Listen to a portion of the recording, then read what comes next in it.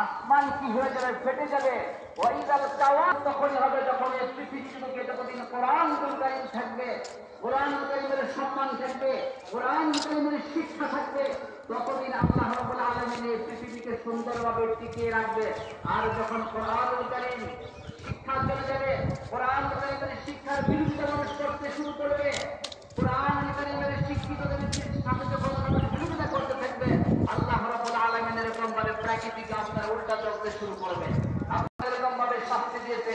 আবার যখন তারা তওবা করেছে, তওবা করে সঠিক পথের মধ্যে যখন আসে যায়, বান্দাকে সাময়িকভাবে শাস্তি যাদেরকে দিবে, এগুলি মানুষকে সারাদিন লাল দাফন করছি। সেটার জন্য বান্দা যেন আলাইহিস সালাম কোরআনুল কারীমের মধ্যে যেই কথাগুলি বলা হচ্ছে, হাদিসের মধ্যে যেই কথাগুলি বলে যাচ্ছে, আল্লাহ রাব্বুল আলামিন শান্তিতে পরিণত করে দিবেন। কারণ